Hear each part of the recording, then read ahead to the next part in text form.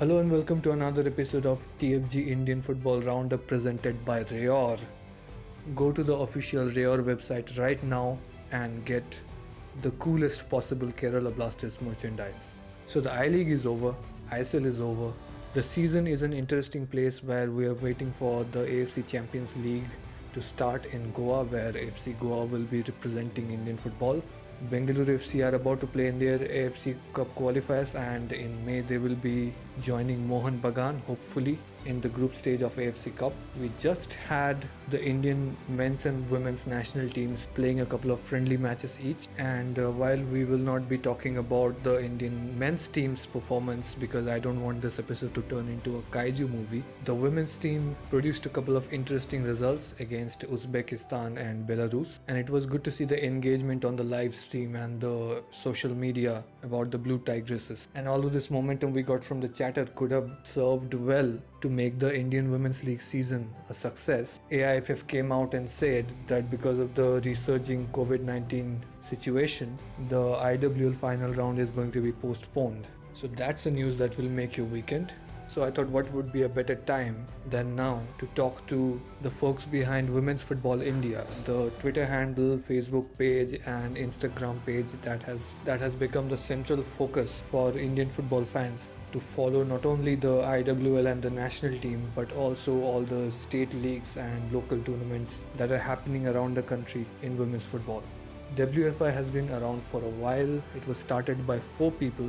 There was Philarima Hynniewta, Desmond Matthias, Ullas Marar and Raghav. And over time it gained contributors from around the country to form this collective that has been bringing us news and updates as well as highlighting different issues that are prevalent in women's Indian football. So today we will be talking to Philarima and Ullas and get an insight into WFI as well as the state of women's football there is in India and the way they believe things will evolve in the near future. Okay, thank you guys for joining us. Could you, tell us about how the Women's Football India initiative came about? Sure, I'll take a stab at it and then maybe Phila can add what I'm missing. It wasn't a thing we set out to do.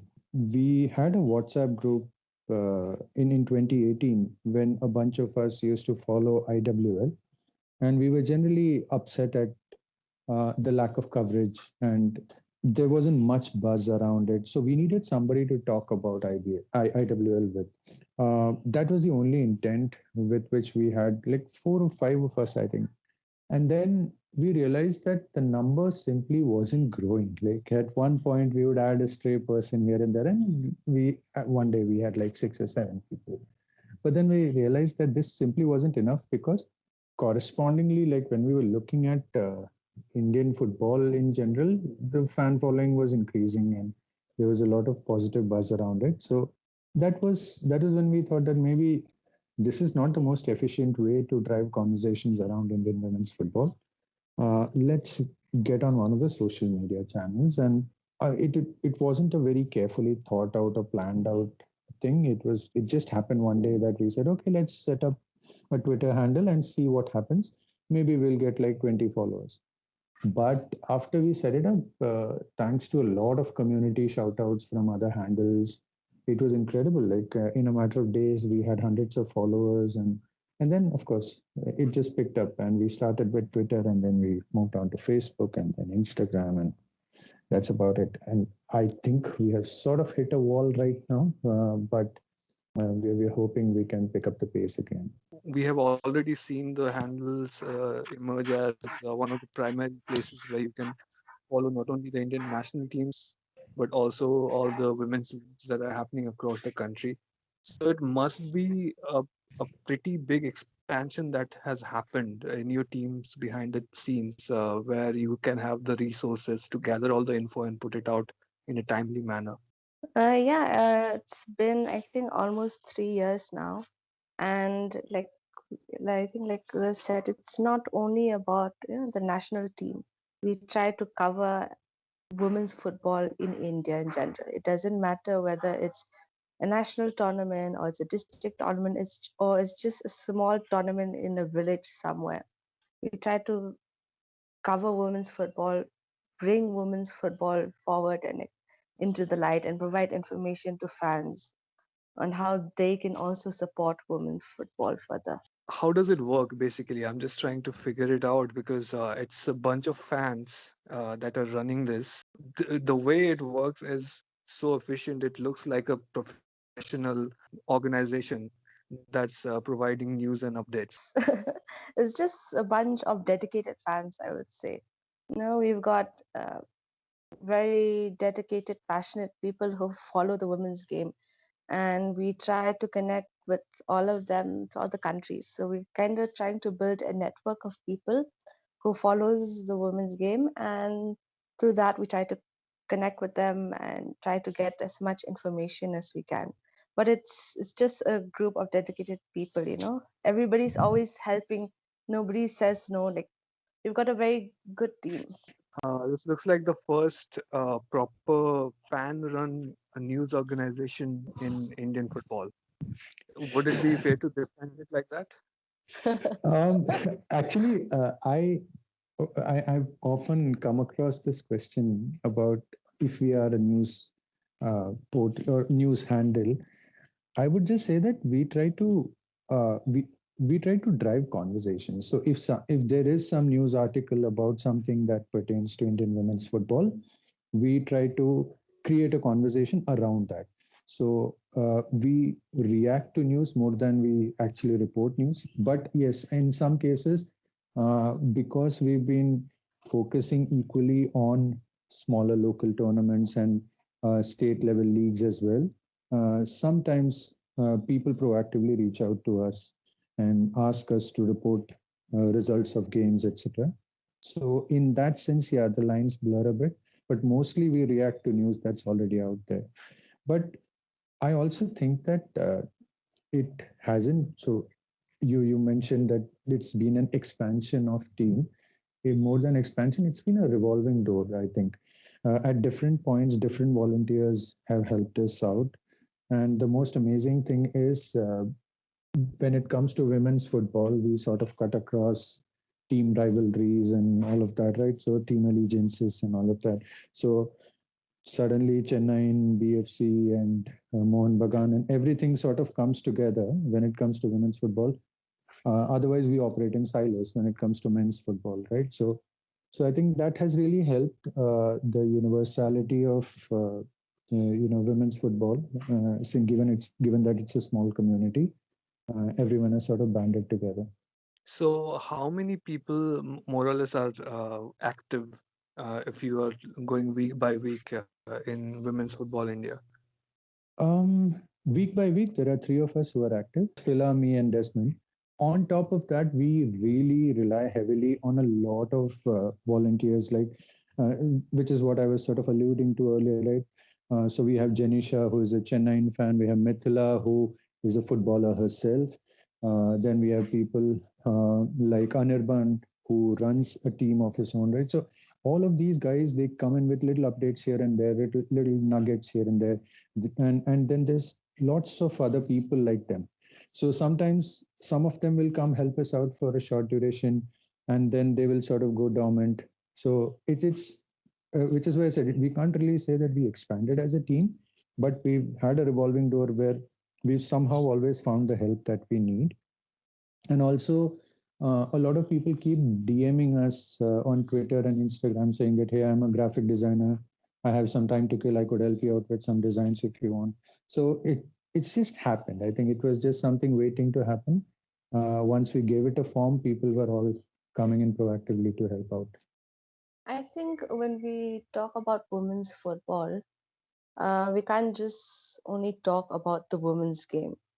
You know, there are other facets that are always attached to women's football. It's always more than just the game, like everybody says. You know, it really is more than just a game. So I think at the beginning of it, when we started, yeah, surely it started all about women's football, but then eventually it started growing, and we started looking into more issues, trying to understand the players better, trying to understand the associations better, and what are the problems, and how can we help them grow, and how can we contribute to this ecosystem. Mostly it was fans at the beginning, but at what point you sort of started getting involvement of people from federations or local associations or players themselves?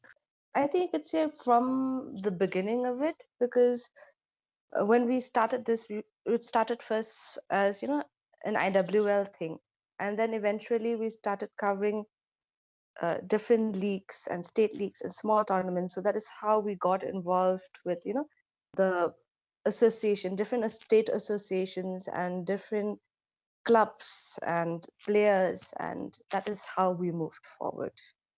WFI seems to have its own character and its own independent voice when it comes to the different issues of Indian football. And you guys have been taking stands against the federation at some points, and you've been vocal about how women's football is run. Is that something that was in your plans to have that opinionated voice from the beginning, or is that something that just happened as things went along? It was very important for us to ensure that we have our own voice, we have our own opinion, and we will not, it is very important for us to stand still and not be swayed by you know different organizations and associations and clubs. So I think that was something that we did consciously right from the beginning of it. Yeah. So you have your own careers, and you have your own lives. You have your clubs that you support as well, and I'm pretty sure you are active in other fan activities as well other than WFI. How demanding is this work? Like how much of time and how much energy do you have to spend to keep this wheel churning? It actually depends on how much football action there is in general. So what ends up happening is that yes, you're right. We have our careers and we are also involved with other fan clubs. The other fan activities don't require a lot of execution activities from my end, at least the way I am involved. But with WFI, yes, we often end up talking to each other over the weekend, and then we do a little bit here, a little bit there. It isn't as organized as we would like it to be, but that also stems from the fact that there is only limited bandwidth. So if there is a season going on when IWL comes around, then there is a lot of sleep that we sacrifice, and stay up, keep track of results, and put up with spotty telecast and try to get information, keep texting, calling people for information. So all of that happens. Otherwise, it's actually so. For example, in 2020, during the pandemic, there was literally nothing happening, right? So it always depends on how much football action there is. But we manage. Where we probably struggle a bit is putting out analysis, and that is something we've somehow haven't had the time to do between the three of us to write. We've been talking about it for a while, and hopefully this year we'll be able to do something about it. But that's something we'd really like to get into. Talk and write more about it. The issues you mentioned, we've taken stance against the federation. Always, our stance has always been about the issue and not really about the entities, right? So not really about the federation. So we would like to write more detailed stuff and host it on our website. So all of that is in the works. But at this point, yeah, during IWL is when we are most constrained for bandwidth. Otherwise, we manage just fine with a couple of hours here and there spread across the week. Women's Football India website will be very interesting to look forward to. But as you mentioned, the issues, the juicy stuff, the controversies. The first time I saw you guys really sort of come to the forefront of the controversies that were happening was when those Manipuri players boycotted the national team camp, and it kind of was a watershed moment because we don't really see these kind of issues come to light. I'm sure there are other instances, but they hardly come out publicly like this. You guys took a stand, and how did that turn out? Like, did you have any counter pressure from AIFF? Did that make things difficult? No, so for us, see, Chiranjit, even back then, I think that whole issue could have been handled so much better. For us, the simple question we have been asking all along is give us information, right? The biggest gap is information. Why is something happening? No explanations are given. And often there are templatized responses. If we were to talk about the Manipuri players and their grievances, in that case, the templatized response we would always get is they didn't show up to the camp, they were invited. But then the question was that it was a far more nuanced conversation.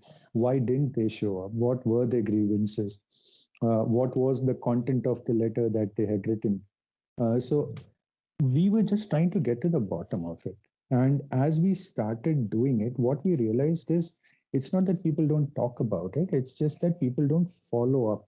So that is hugely important, I believe, while reporting on any issue. So reporting it once and then just ticking it off the list and doing it as a compliance exercise doesn't make sense. Uh, so I think what really helped at that point is because we were on that case for a while, some of the journalists also started following that story and started writing about it far more regularly. So yes, there was some response from AIFF, but it was a very non-confrontational sort of response from them as well. They were just there was a clear the air sort of conversation that happened. But in general, over the last few years, every time we have highlighted an issue, we haven't really had a confrontational approach from them. Even when we raised the issue of the poor grounds during the nationals in Arunachal, even at that point, we didn't really see that there was a hostile sort of response from them. It was almost always about, look, let's explain what happened, right? So, and then that's all we are asking for. And even when we do regular reporting of a league, it's so hard to get information. Who scored? Who was on the team sheet? This kind of information just doesn't come through.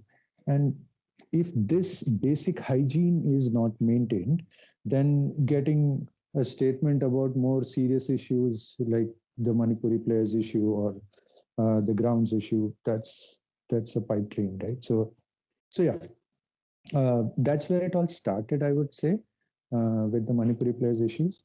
But yeah, then of course, in Indian football, we are never short of issues to talk about. We have been, as Ullas said, sort of going through an information vacuum, and not much of a effort from the federation or the state associations to sort of update fans or just do what you're doing, run a Twitter handle, run a website where scores are updated and scorecards and match sheets are given. You have done a great job to sort of get those informations and curate them together. How does that work, and how did you break through those initial barriers of bureaucracy to actually get that to happen? Honestly, I think we're still working on that. It is still very difficult to communicate with the associations, but but then there are always people around who are always willing to help and who wants to do more for women's football. So they'll be sharing information about this and that, but it's always hushed information. We get a lot of "you didn't hear this from me" or "you didn't get this from me, but here it is."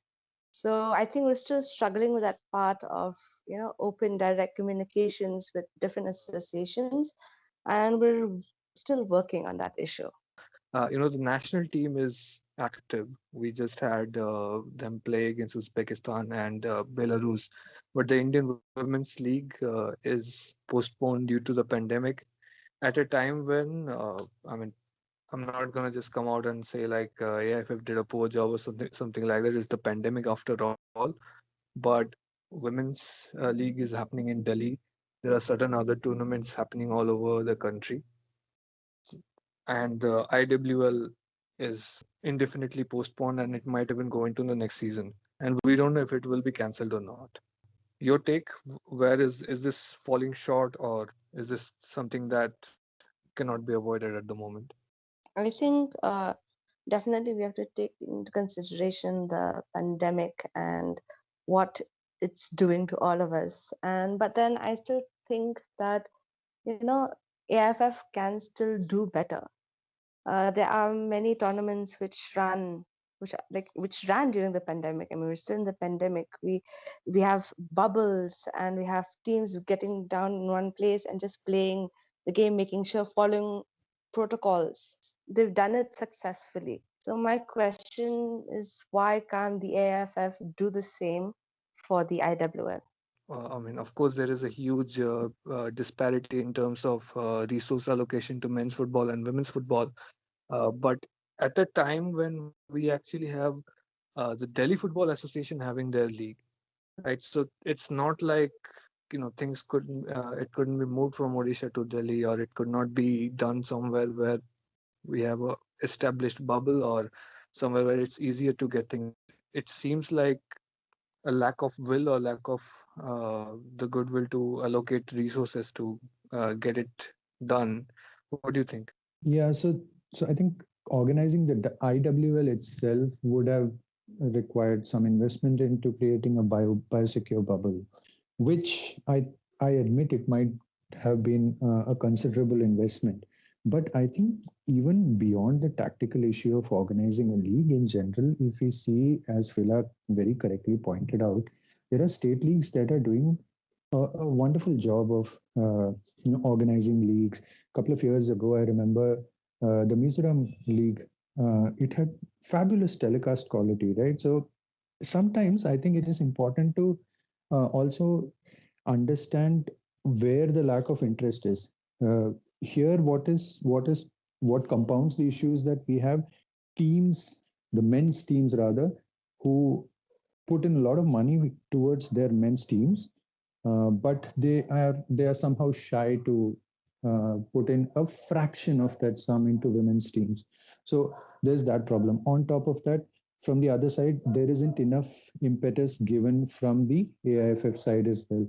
What has come out consequently is a situation where both sides can potentially sit and blame the other party, and both could be equally right about it, right? So the teams, like an ISL team, could sit and say, oh, we don't see a sustained calendar, hence we don't want to invest. When we see a properly laid out calendar, we are happy to float a women's team.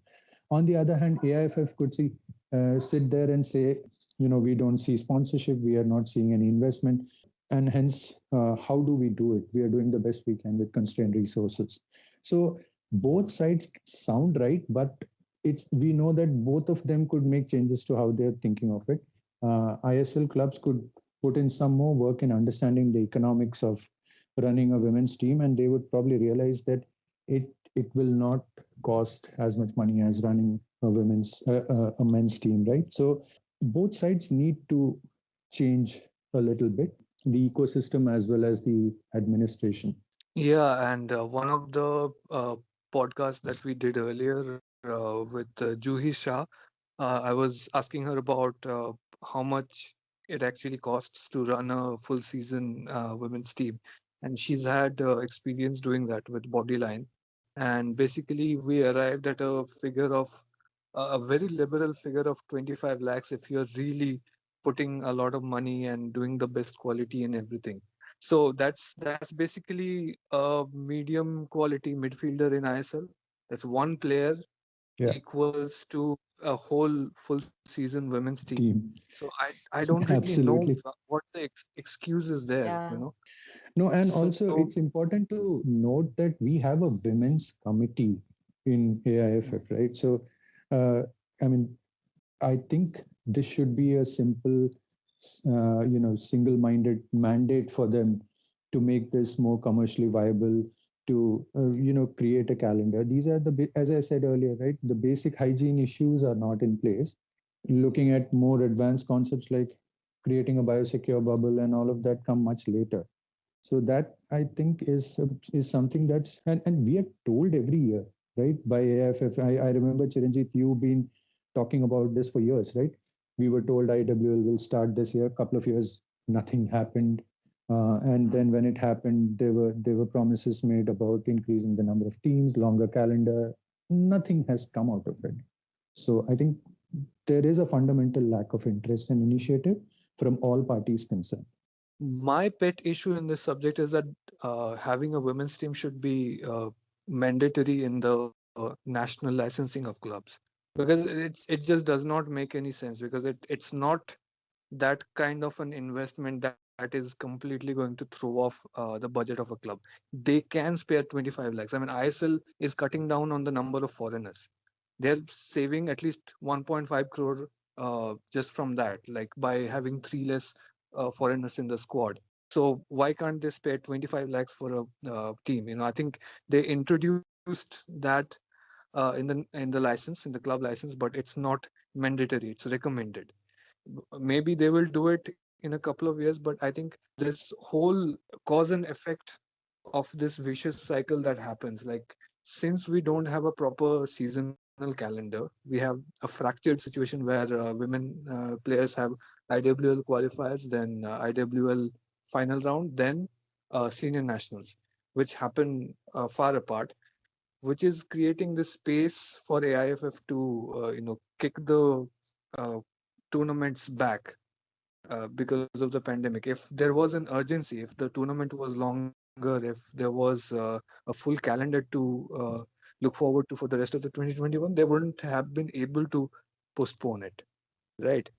So it's like, you make it mandatory for the clubs to field a team, then you're going to have a full league season, you're going to have more matches, you're going to have clubs which are eager to play, and then you're going to have you won't have the room to move the tournaments around because the season is going to be so big. I mean, what am I speaking like a madman, Philarima? No, not at not at all. You're speaking like anybody who has like proper sense, unlike some people.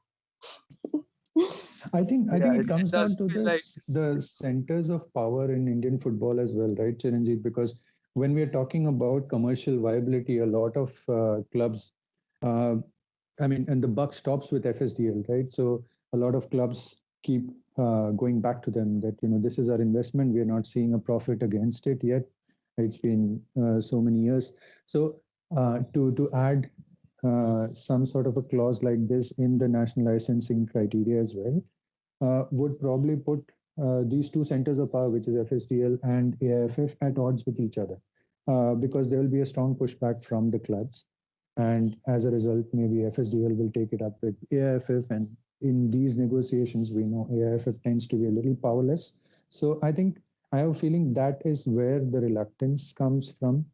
But on the other hand, I think there is a lot of knowledge that needs to be disseminated, a lot of work that needs to be done from AIFF side with these clubs in terms of sensitizing them to the fact that if Gokulam can do this, there obviously is a template that others can follow, right? And what that template is, what the economics are, those things, those conversations haven't been driven by AIFF. We are just so happy to strike a very patronizing tone where we talk about Ma Shakti and Durga and I don't know what nonsense on Women's Day.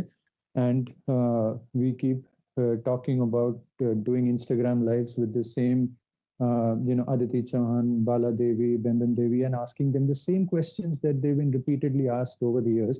As opposed to that, if there were more information out there on how one could go about running a club for women's football or what are the costs and how did Gokulam do it, where is the case study? Gokulam has successfully done it over the last couple of years. Where's the case study? Where is the fact sheet around that? None of that exists. So there are examples like Gokulam Kerala FC. I think Aizawl FC have had their women's team for some time. East Bengal have just relaunched their women's team. I call some official of Mohan Bagan every 3-4 weeks to ask about whether we're gonna have a women's team this time or that time. So far, not so much of a positive news. But there are these few clubs who show various degrees of enthusiasm. But do you see that increasing in the last few years? Is it actually expanding? I think so, but this does not. I mean, it's not only for the I leagues and ISL Cup. I mean, different clubs in India in general. This season of the IWL.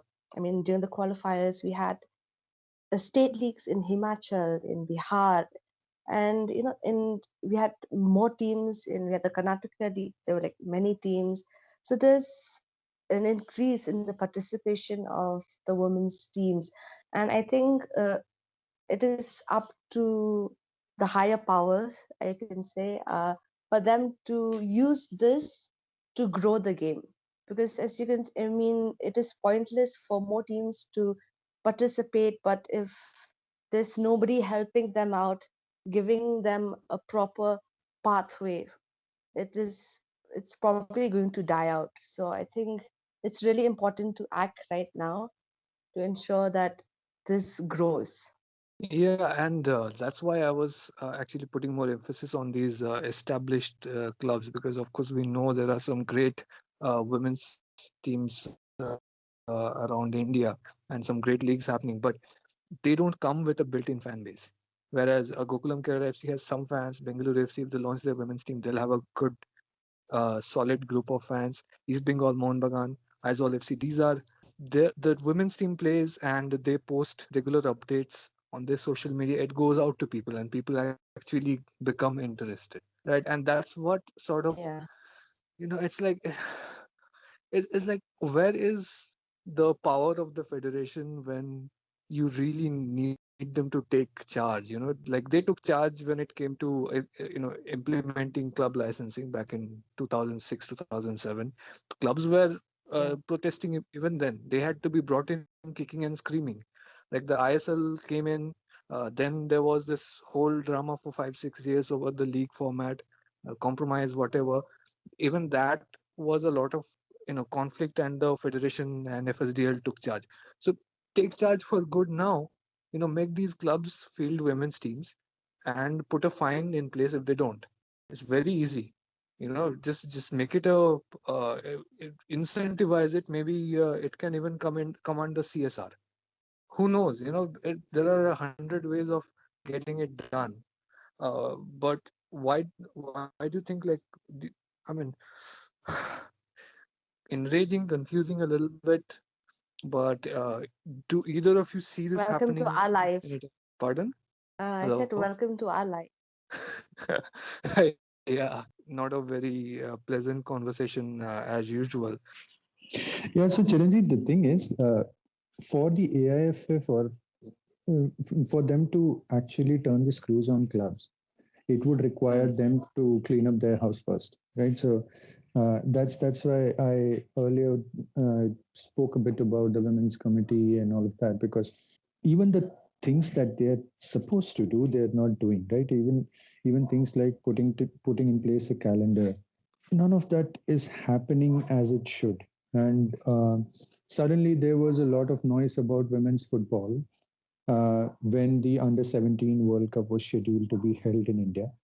And then once we figured out that the pandemic won't allow us to stick to those timelines, suddenly the conversation died out again, right? So it's very opportunistic, right? For it's a very opportunistic tool for AIFF or for Indian football, I would say, the entire ecosystem to uh, gain mileage.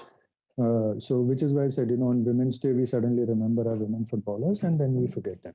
So there is this whole thing, it's like that meme where those two Spider-Men are sort of pointing at each other. That's the state of Indian women's football right now, because Yeah. both of them are saying, you do it first. No, you do it first, right? You clean up your house. So it's that's where we are stuck.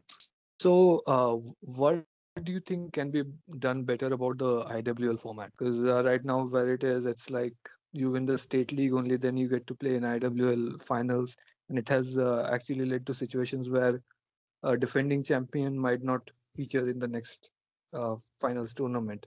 And you have I think Philarima, you have been vocal on Twitter about the slot allocations given to different federations, sorry, state associations.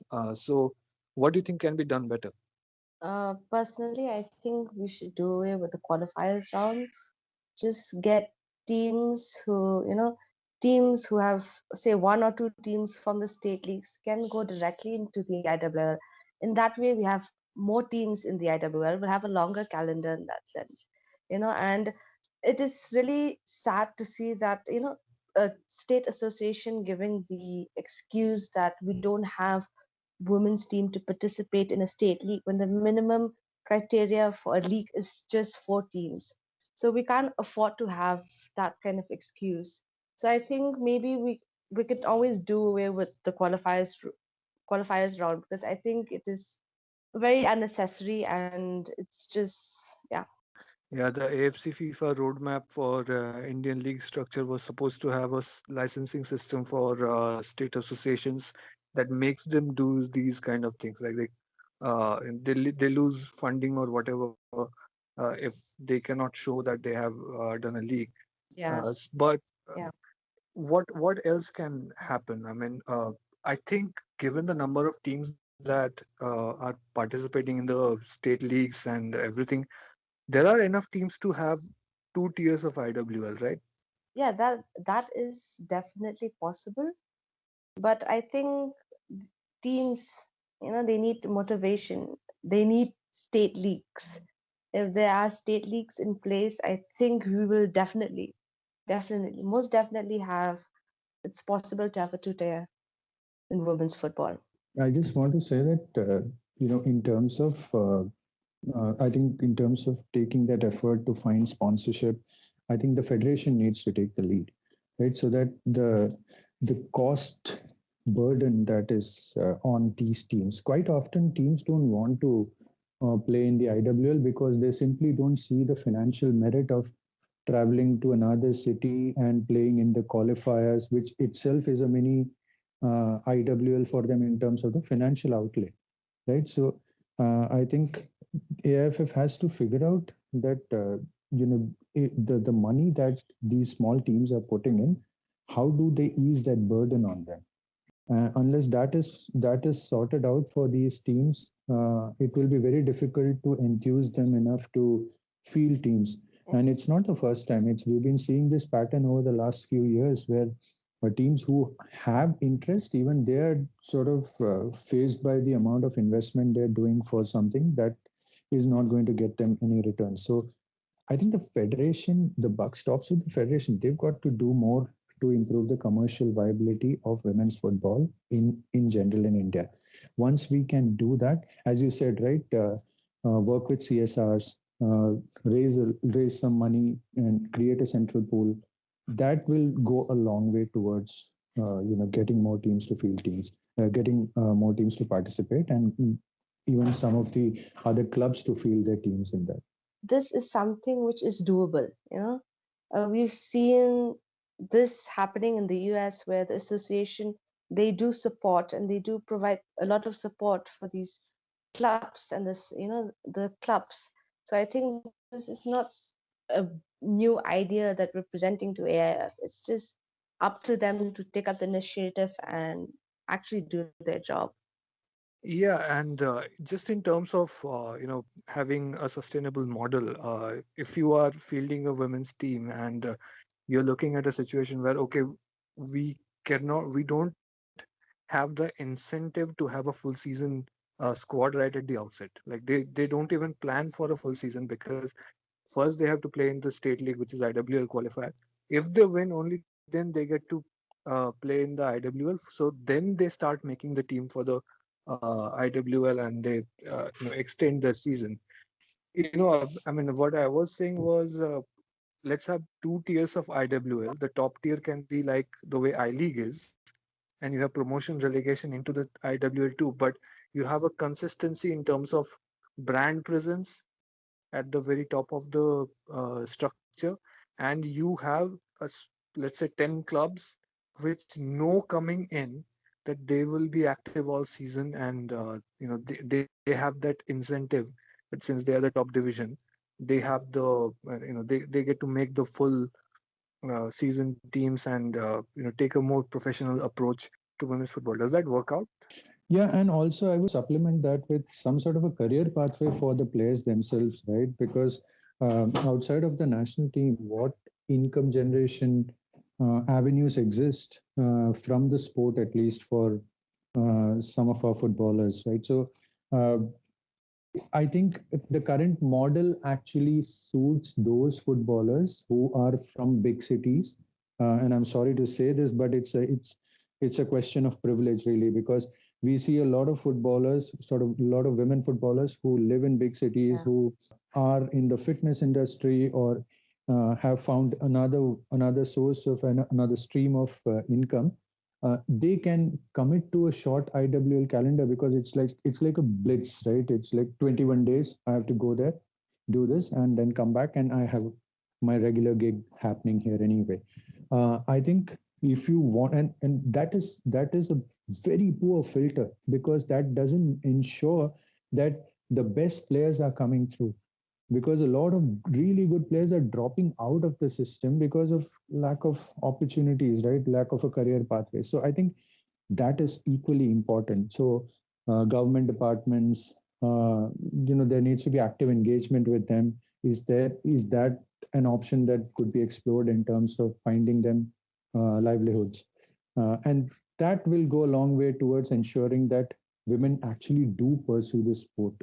And we are playing with such disadvantage because of the system. I mean, we just had the game with Belarus, and a lot of people were saying like it's a disappointing result. We did not play well. This fault, that fault. But I was happy from the result because just if you compare our football to the Belarus women's football, it's heaven and hell. Like they have a proper league, they have established clubs, they have players who play in the Russian league. The winner of the Belarusian Premier League, which is a women's top division, they get to play in the UEFA Women's Champions League, and they get to play against Barcelona and all those things. Like FC Minsk has a crazy record of winning back-to-back leagues in the last decade, and they almost beat Barcelona. Right. So if you are playing domestic football, you have an avenue to get international experience, right? Which is unheard of for the Indian women's Absolutely. players. We don't even have an Mm. Asian league, right? So it's not even an AIFF problem. It's an Asian football problem, is it? Yeah, and on top of that, even if someone were to scout our footballers, where do they watch them, right? So there's that Yeah. fundamental problem. I mean, there was a lot of completely ridiculous reporting when the Baladevi deal to Rangers happened. That, oh, this has opened up a pathway. I was like, no, nonsense. This is just pure dumb luck, right? Because this doesn't mean anything, because if a scout from an overseas league is to come and see our best players, there isn't much of a platform where they can see these players play. Possibly an IWL and maybe the nationals, but again, very subpar conditions that they play in. Not the best way to judge a player. Yeah, so this does pose a problem. You're very right, Chiranjit. And I think some of the criticism today, I was pretty upset with the way we played today. Uh, but that was because I know that even with all the limitations, we could have played better today. And that is not relative to the opposition, but that is just relative to the ability that resides within the team. That's all. It wasn't necessarily about, oh, you could have gone out and beat Belarus or whatever. That's a different conversation altogether. As a fan, you tend to get disappointed. So many counterattacks ending up in nothing. So that does cause a bit of a problem. I We could again see, we could say it's an Asia problem, but then you are essentially giving fodder to an administration that has been hiding behind excuses. Right? So if even so much has put this thought in their head, then that will become the next sort of excuse they come up with. Yeah, it's not an India problem, it's an Asia problem. So yeah, I think I'm convinced that with a little bit of effort, and that's the thing about women's football, the bar is so low. Even if you do a little bit, the visibility that will get Yeah. is disproportionate. So I think there is an opportunity for the federation. Everyone seems to see it except them. Of course, I don't want to give them or feed them excuses, but it's a reality because Gokulam Kerala FC won the IWL, and I was talking to one of the officials saying like this is a dream team and it's got so much quality, it should be showcased. And they were saying like, where do we do that? Which tournament is available for us to play in? There's no no Kerala Women's League that we can field in. There's no, there's nothing further. After the IWL ends, it's the full stop. You don't get to go on Yeah. to a bigger platform to sort of test our players against the international players, and just so in a global sport where we're insulated when it comes to Indian women's football. So Yes, Chiranjit, I kind of agree with you on that. But on the other hand, we've seen a lot of, pull efforts when it comes to standalone events, right? There was a very well executed tournament that happened in the preparation for Under 17 World Cup, and I'm pretty sure that if if that space is vacant, for the last few years, the Indian footballing ecosystem has been at pains to sort of establish itself as where that center of all the action, right? Where all the sleeping giant and all those terrible cliches. Uh, this is an opportunity. If there isn't a space, let's create a space. If not for all of Asia, at least for South Asia, for Southeast Asia, right? Let's get a few teams from there. I Again, it comes down to a very simple thing that women's football is not as expensive. It doesn't call for that sort of an outlay. We have an opportunity to create some space for women's football that we can own, right? We can lead the way, but that hasn't happened because I think it needs a little bit of fresh thinking. talking about fresh thinking, let me just free ball with a thought that just came to my head. you know Fans can put in pressure and do a lot of things, and we haven't really seen any fan base in Indian football, for any club fan base is trying to poke their clubs into getting into Indian women's football, right? But it could work if the fans just fan clubs collectively demand that we need to be active in women's football. It can happen.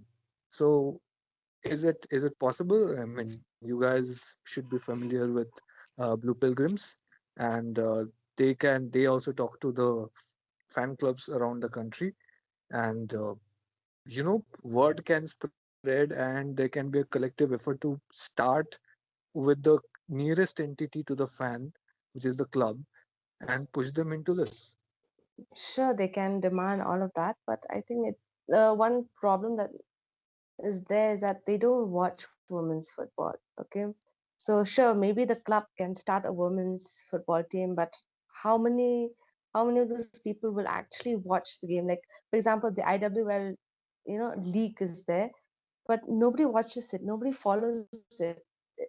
Following women's football has to come from within. It's just, you can't just like ask for something, but I don't think it's just going to be a regular thing for majority of the fans to follow, because as it is, they can demand for all the women's league, but women's football will always come secondary to men's football. For example, when we look at the Women's Super League in the UK, now Sky Sports has taken up broadcasting for 3 years. But if you look at the timings, they're all at very odd timings. It's always the men's league first, and then women's football will always come second. So that is a very big issue that I think we all need to sort out. Yeah, that's a commercial thing that will take time for more commercial interest to generate, and uh, from that, the TRP permutations and combinations and sponsorship, all of that will play out. But that's a long term change, right? For now, as you mentioned that lots of fans are not interested in watching women's football. Maybe most of them are not, but quite a few of them will watch if their club is playing. Most of the clubs are not even out there. The clubs can be the Trojan horse for women's football, is the point I'm trying to make. No, no, I was just saying maybe that could help, but how many of these, fans do actually say you can follow their, men's team, like the junior teams or their under 21 teams? So that is, a question that just putting it out there. Yeah, so in the end, Philarima, you're saying the responsibility lies with the person in the mirror. And I'm sure AI will love that line of thinking. But Ullas, where do you think this Sure. personal responsibility comes through in terms of concrete action? See, I don't think we have attained that critical mass in terms of fan bases in Indian football to affect change of that scale. Because number one, it's reflective of a very poor football ecosystem where fans are considered to be the primary agents of change, not the federation, not the clubs. So that alone is a problematic situation to be in. Secondly, if we look at the fan bases, we are still extremely small. Even for and I think Philarima touched upon it. Even for men's football, it hasn't reached a point of maturity unless you consider some of the legacy clubs like Mohun Bagan, East Bengal. If you put together the traditional hotbeds of football, which is say Kerala, but even there, even in these places, maybe in East Bengal and as in Kolkata, there has been some history of women's football, but in Kerala, it hasn't quite taken off. So even in traditional hotbeds, fans haven't been able to effect that change. So expecting them to be that stakeholder that drives this forward is asking for too much, I believe, because even for men's football, there are many basic things that are not in place. As far as the fan experience is concerned, fan engagement is concerned, so it will be a while, Chiranjit, if we were to expect fans to be able to reach that sort of critical mass where they can affect decisions. It will be a while. It won't happen in the near term future. It looks like a long journey ahead for everybody to get women's football in a sustainable position where it has a proper season, and we have clubs participating all over, and fans taking interest. But do you see some catalyst events? Is it possible that they will help propel the growth of women's football in India? Like, does Asian Cup 2022 look like a possible catalyst event which will sort of get the fans to pay attention to the domestic league as well? Sure, if they are a catalyst event and if their role is very well understood by the powers that be of Indian football as a catalyst event and not an end in itself, right? I think the problem so far has been that events are seen as an end in themselves. So I think if that is followed up, if there is a catalyst event and then that's followed up by certain structural reforms, like putting together a structured calendar for women's football, then yes, absolutely, because these catalyst events, as you call them, they do serve the purpose of bringing a lot of attention with it, a lot of media hype and a lot of attention towards some of the players. So there is something to be gained out of it, provided that it is not the end in itself. So talking about these initiatives that can be taken around these catalyst events, Philarima, you were part of the under 17 Boys World Cup, right? And there were certain initiatives that were happening, like the 11 million grassroots program and everything, all the publicity drives around it. Does that look like a model that can happen around Asian Cup 2022? Do you think it's effective? Um, Honestly, knowing the kind of people who are in charge of all this, who are supposed to ensure that there's a constant flow of football, I highly doubt it. But we can actually maybe hope for it. One of the questions that I've always asked is, what is the point of, as it is, we're going to have the under 17 Women's World Cup also. So my question has always been like, what's the point of having an under 17 World Cup, telling young girls to play football, encouraging them when everybody knows that there's no future? I mean, that is the sad reality of women's football. So I think we should constantly put pressure on those people who can do something about it to ensure that, there's an actual future for these people, and just Yeah, and just not lead these young girls on. Mm. So, you think we can reach a saturation point where we have a few hundred elite players in the domestic level who can actually play football all season and earn a little bit of money if we have all the I League and ISL clubs mandatorily involved in IWL? I actually think even without that, it is possible. If we just galvanize local leagues, state leagues, and create a structure around those, because I think a forced sort of democratization of the league doesn't work because if you look at it, the talent pipeline still is restricted to certain areas of the country. So even if we recently saw a situation where a state league had a team from another state, right? And then last year we saw a situation where a team representing a team that qualified from a particular state, they had literally the entire team sourced from another state. So I think if we can galvanize the traditional hotbeds of women's football in the Northeast, in Haryana, and in various places, that alone will go a long way towards creating these 100 elite players, or at least a pool of players from which we can develop those 100 elite players. So basically, in every way you are looking at in terms of evaluating women's football when it comes to structure, management, interest, fan participation, everywhere it's sort of falling short.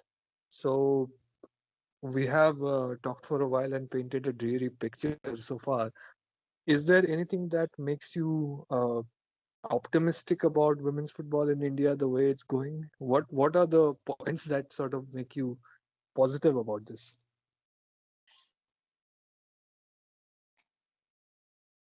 Either of you? Yeah, so I'll take a stab since Phila seems to Phila doesn't seem to see any positives, it seems. But I'll take a stab at it. And this I will share. experience, good to know. So this comes entirely thanks to having been involved with WFI over the last few years.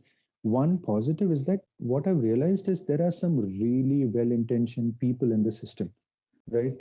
Uh, who are waiting to be heard, right? So, and I'm not talking about people who will drop quotable quotes. I'm talking about people who have an understanding how the system works, who have an understanding of how a system could be created, how a structure could be created. If I'm telling you that even without ISL and I League clubs, local leagues could be galvanized. That is not something that comes from my primary research. That comes from having had conversations with people who are attempting to do that or have attempted to do that in the past. So that is the one positive that I see, that if we really get these guys in a room and really heard them out and acted on their inputs, as opposed to bringing in event managers to run Indian football, then I think there is a future. But Philarima, you don't see any positive after thinking about it for a few seconds. No, no. Of course, there's always some positives to it. Like, I mean, although I'm always ranting about not enough people watching the game and supporting women's football, but these past few years and months, I could say, I've met quite a few who are truly passionate, who, there are people who actually come up to me and they message me, they call me and they tell me, what can we do for women's football? Let's have a conversation. What do you think women's football lack? So I'm really excited because there are actually people who are asking the questions, the right questions, and who actually wants to make a positive change for women's football in India. And yeah, I think that is the only positive, but I'm like not so hopeful when it comes to the association. Okay, so that's where we are, and I think I mean let me take a little bit of a disagreeing position from you guys. I think if the fans sort of organize maybe around the Asian Cup next year, or maybe before that, and build up a movement where they demand from their own clubs that they should participate in women's football, and make it a matter of shame if they are not there and not doing their bit. It will create a ripple effect across the system, because a club that has already established connection in the commercial sectors when it comes to sponsors and other revenue sources through their men's team, if they get into women's football, they have the chance to bring those into the women's game as well, and that opens the door for other clubs as well, and maybe everybody starts benefiting from it. But maybe that's just me being too optimistic or too hopeful. Hey, I anything is would just better than say nothing. Women's football. exactly. I was just going to say, Chiranjit, that in Hindi there is a saying, "Tere muh mein ghee shakkar." So I would just say that if that happens, great. I would love for that to happen.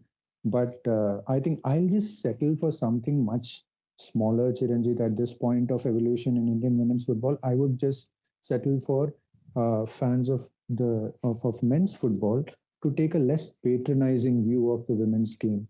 Uh, and this also translates into how the game is reported, because very rarely do you see any news articles talking about a woman's team member's first touch or technical ability or something like that. It is always these broad strokes of patronizing garbage that talks about hardship and rickshawala's daughter and Mata Durga and all of that. I don't know.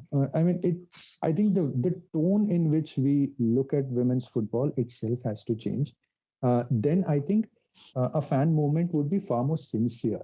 Right now, I get the feeling that a lot of fans demand more for women's football, with very little nuance of what is happening within women's football. So I think they have that leap to make. And then, of course, if what you say actually happens, I'll be very happy about it. Yes, it's been very, what do you call it, very cheerful to have talked to you. And I think I'm gonna stress eat my way through 2 packets of patata with mayonnaise just to get over this episode. So, and thank you so much to both of you for joining me and having this discussion. Hopefully, the next time we get you people together, uh, we can have a much more positive and optimistic conversation and talk about all the good developments that have happened in women's football, and all the better grounds and better pay structure and longer seasons that are happening. And let's hope that happens sooner rather than later. Okay, Yeah. any last word you want to get in? Oh, just want all of what you said to come true. Hopefully, the next time we speak, we'll be talking about progress and improvements. So yeah, hoping for that. Yeah. I just hope. I personally hope that the the the IWL will start getting back on track, because we've got just a few months left for the AFC, so I'm a little bit worried about that. So yeah, just that. Absolutely. Um, Fingers yeah. crossed. And thank you for having us over, Chiranjit. It's been a pleasure. Thank you. Yeah, thanks to both of you for joining us, and thanks to everybody who listened to this all the way through. And here I just want to make an appeal to everybody who's listening. You know, as fans, we want our clubs to be the champions in everything. And we never want our clubs to shy away from participating. We always want our clubs to take up the challenge and shoot for the skies, so to speak. So I want my club, Mohan Bagan, to become the IWL champions. Because why not? Why should we not be the women's champions along with the men's champions? And so should you. You should want your club to become the IWL champions, because it's a huge honor, it's great bragging rights, and imagine being both the men's and women's champions at the same time. It's a rare honor very few clubs in the world have claimed. So here's what I want everyone to do: write to your club's social media handle, ask them to field a team in the state league, tell them that They should have the ambition to reach the IWL final round and even become champions. Tell them to ask AIFF to expand the women's league structure. Tell them to ask AIFF to talk to AFC to institute an Asian Women's Champions League like there is in Europe. I'm telling you guys, if we want to play in the World Cup, the women's team are a much better bet than the men's team. And they need a proper competitive club structure to hone themselves. If we are going to have a competitive national team, we need a much more competitive domestic league. And in the end, that's what this is all about. It's about embracing competition and thereby elevating everybody. Our clubs owe it to us to be as ambitious as possible, and they owe it to Indian football to contribute to its growth. And it cannot just happen in men's football, it has to happen in women's side of the game as well. So tag your club, ask them to field a team in IWL, and if the season rolls around and next season they still have not done it, remind them of it. Maybe make a banner demanding the women's team. I know both Ullas and Philarima believe that having the AIFF make it mandatory in the national license to field women's teams will not have that kind of an effect. It won't be that impactful to have all I-League and ISL clubs participate in IWL, but I'm more optimistic because I believe it won't just be about contributing to the development, it will be about more selfish reasons as well, because clubs should be participating for glory, for pride, for silverware, and that's what makes it a concern for the fans as well. So do it. Tell your club. Even if it doesn't happen immediately, somebody else will see you talking about it. And maybe when the IWL finally begins, even though your club is not there yet, that person will take interest in the competition because in the future, your club might be in it. I have never asked our listeners to do anything other than the occasional plea to like, share and subscribe. But I want you to do this. I'll do this too on a personal level. Let's see if we can make this idea germinate. Let's see if we can push our clubs into doing the right thing. Whether it achieves something or nothing, at least we'll put in some sincere effort towards positive change. Thank you again for listening, and on 18th April we will be back with our next episode featuring Nevin Thomas, who runs the popular YouTube channel Kalpantu. We'll be talking in depth with him about the storytelling around Indian football. Cheers.